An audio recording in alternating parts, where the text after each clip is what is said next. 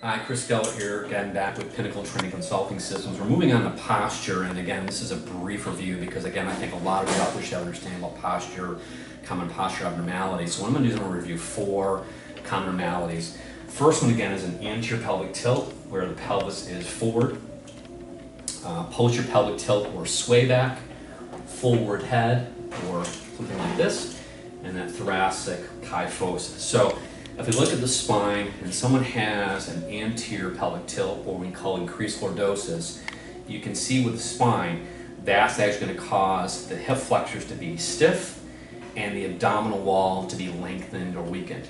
Okay? Conversely, if we look at a posterior pelvic tilt, which means also a sway back, that is going to shorten the hamstrings, which are back here, and it'll make the muscles of the lower back tighter. When we talk about forward head, not kyphosis, but forward head, or doing poking head out, that's going to force the atlas, which is this bone here, into the occiput, causing a lot of tension in the upper cervical muscles.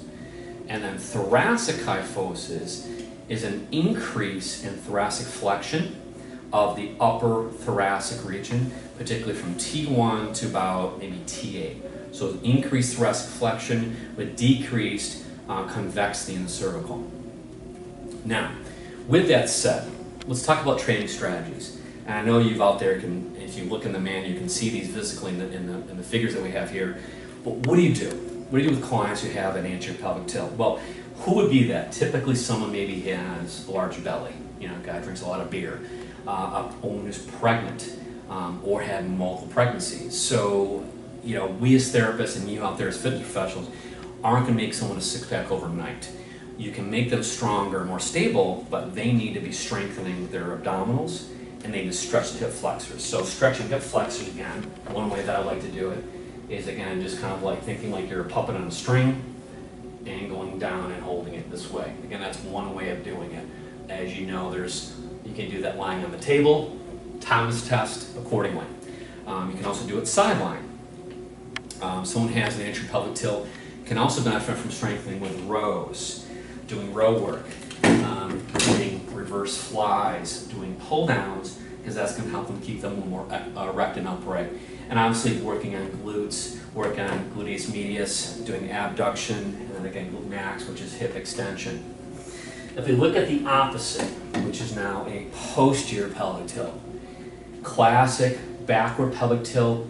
I see this in men and women typically who have stenosis, usually late 60s, almost 70s, and men walking, they stand just like this. They've got their pants, their belt buckle over their belly, and they're just kind of just hanging down there, like they're hanging on their ligaments. So what that'll do again is, with a posterior pelvic tilt, it'll again shorten the hamstrings. It makes the lower back musculature tight and weak.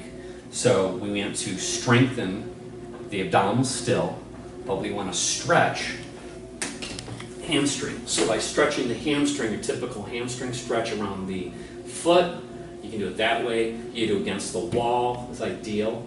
And you also want to stretch lower back and get that spinal musculature moving better. Also, they can benefit from doing some prayer stretch, such as this, so get more of the upper back. They need definitely to be loosened up, again, back here. They also can benefit from doing rows, lat pull downs, one arm rows, reverse flies, low trap, which is palms on a barbell, pulling down to 45 degrees, again, squeezing that T6, T12. Bilateral external rotation, okay? Again, exercises to cause more upright control here, but decrease in extension here. They can also benefit from flexion-based exercises, so knee to chest, over a physio ball, which will open up that spine and create more mobility down there accordingly, right? Okay? If we look at the forward head, they need to be structured. Hey, listen, nice and tall, stretch out the pecs, work on, again, retracting rows, low trap, but being aware of consciously how they're standing, trying to keep the shoulders in line with the hips, and avoid doing this rounded motion. And then lastly, thoracic kyphosis. I typically see this in the elderly, maybe clients that have glaucoma, vision issues, and they've got thoracic flexion issues. They're extremely thoracically flexed or flexed forward the spine.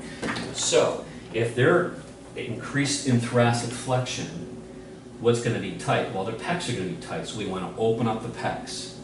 We want to stretch the rhomboids or stretch the thoracic. And one I like to use with the elderly is called your angry cat, which is dropping your chin and your tailbone down at the same time, making me like an angry cat or arching, just like that. Is nice chill in and dropping it down. Or you also can teach them standing, leaning forward, thoracic stretch. So that's another way. Mobility is needed here first. They need mobility before stability. And again, once they get mobility, they can do yoga, which is great. Work on those control poses, and then getting them doing some rows, control bridges, exercises, reverse flies, and then working the legs accordingly. Okay? I hope that's helped to make sense about the common dysfunctions for out there seen with postures. And next section, we're going to go through some more strategies to do with clients accordingly.